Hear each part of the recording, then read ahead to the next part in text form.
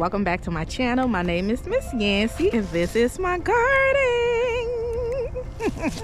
Today I'll just be going over about 12 to 13 things that failed in my garden and what I will be doing different next year to combat those failures, and in hopes of me having a thriving or more thriving garden next year. Let's get into it, y'all. Come along, come along, come along. I hope you're here to stay. One look and I breathe.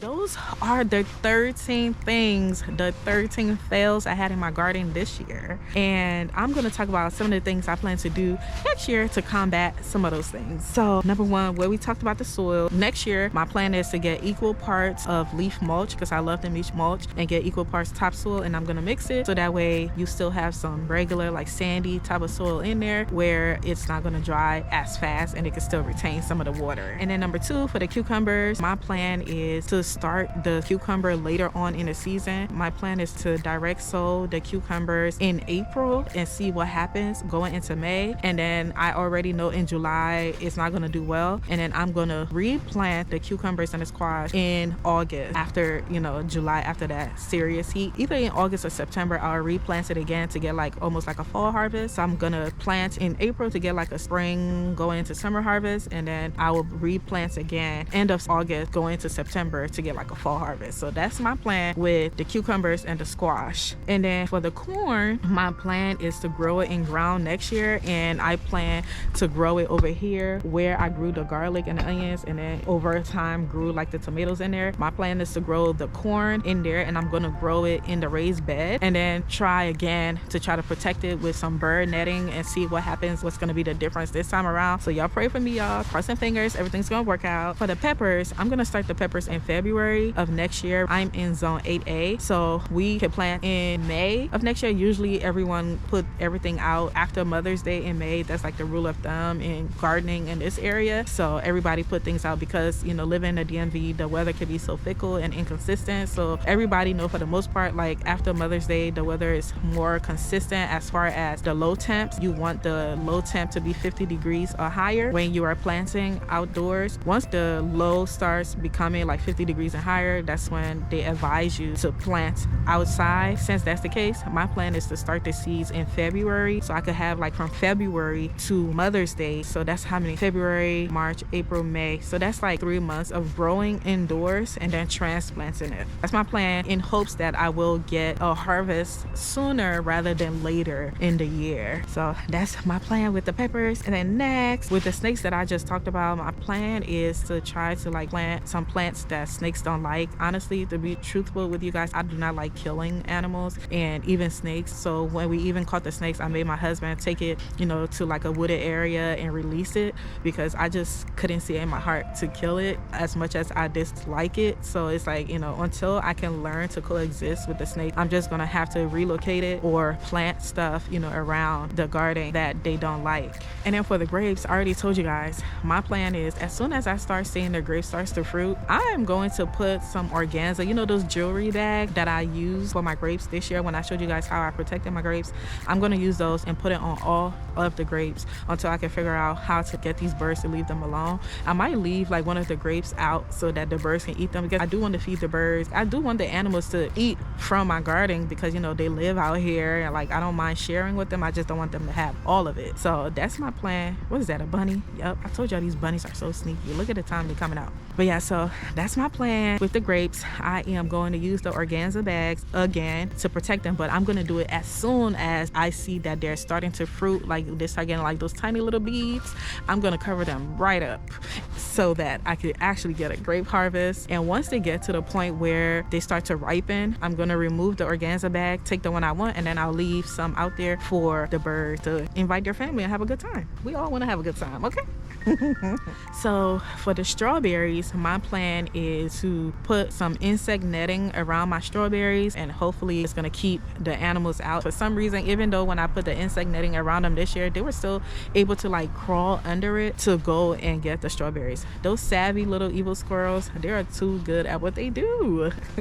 All right, next, garlic and onions. So for the garlic and onions, what my plan is, I'm not gonna grow as much garlic and onions because I want to see if the garlic and onions that I'm about to plant, if they're actually gonna be successful with what I plan to do. My plan is cover them with insect netting as soon as I put the garlic and the onions in the ground. My plan is to cover it immediately, and I'm only going to remove the cover when leaf miners has gone away, or I'm only going to remove the cover when they're ready. Actually, I'm not removing the cover until they're ready. When they're ready, that's when I'm going to remove the cover, but until then they're going to stay covered up and protected. Okay. And then as far as like the tomatoes, with the million of seedlings that I know I'm about to have, the volunteers that I'm going to get next year because of all of it that fell into that raised bed, I think I'm going to look into swapping them. So if you are on a garden group, you could swap plants with other people that grew too many of something. You could swap plants with people that want to grow tomatoes and you want to grow something that they have. So I'm going to look into that and do some plant swapping. If I can't sell them, I'm going to do some plant swapping, and then of course I'm going to probably give some to like family and friends or neighbors for free as well. So that's my plan, but let's stay tuned and see how that's going to work out, because it's going to be crazy, y'all. Crazy. For the squash, my plan is to like just figure out ways to protect the plant from the squash bugs. So what I did this year was I put some aluminum foil around like the base of the squash, because that's where the squash bugs like to go and lay their eggs. So I'm going to continue to do that this year, but also I am going to do the same thing I'm doing with the cucumbers, which is I'm going to plant the squash in the beginning of spring and then see if I get anything from them, and then towards the end of summer, like at the end of August going into September, I will replant them. The squash and the cucumbers, those are going to be the two experiments that I have next year to see when is the best time to grow it, either in the early spring or at the end of summer, to get like a really good harvest. So that's my plan for those, and that's how I'm going to protect them. I'm going to use the aluminum foil, and I'm going to look into other ways to protect them, and I'll let you guys know. For the brassicas, my plan is just to keep them covered with some insect netting. I have it covered right now, but to be honest with you, I don't even think I'm really going to grow any brassicas like that next year, because I don't really eat it. I might grow some collard greens, and this is really the time to plant your collard greens and stuff like that. So I haven't planted any yet, so I don't know if I'm really going to plant any, but I'll let you guys know if I do. My plan is to definitely keep it covered up for sure, so those nasty little white butterflies can keep away. I don't care how pretty they look, they are not welcome in my garden. Last but not least, y'all, these mosquitoes. I can't stand those mosquitoes.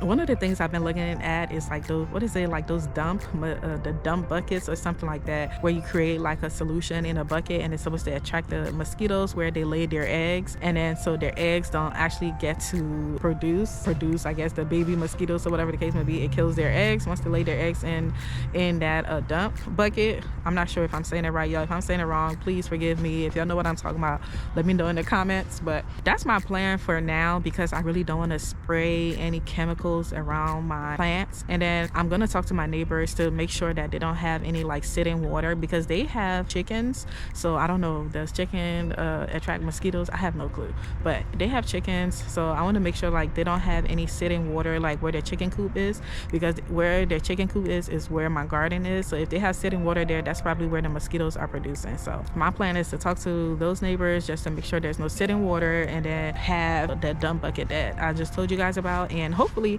with those two working out, figuring it out, hopefully, you know, things are going to change. But honestly, y'all, if y'all have any idea on how to get rid of those mosquitoes or what I could do to decrease the population, that would be really helpful. If y'all could let me know in the comments, I would really appreciate y'all. Y'all have no idea, y'all gonna save my life. I swear, I might send y'all something if it works.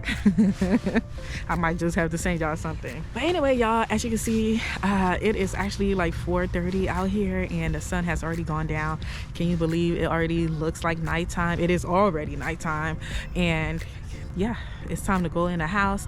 But I just wanted to come out here and share all of my epic fails of this gardening season. I hope y'all enjoyed this video, and I hope y'all took something from it. I hope y'all learned something from it. If you did, let me know in the comments if you had some of these same issues and what you did to combat those issues as well, so that you could have a thriving garden.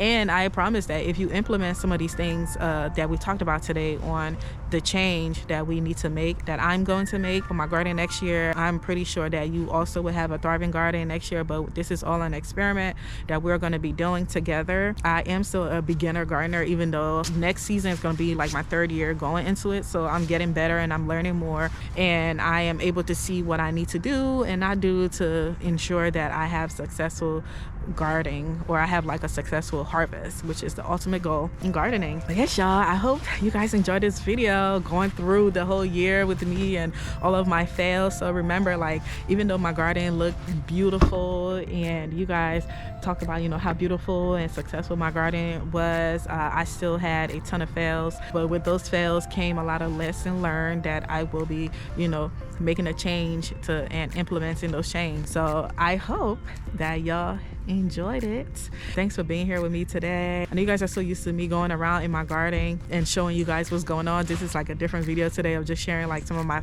gardening fails of 2024. If you enjoyed this video, please go ahead and click that subscribe button. Please go ahead and click that like button.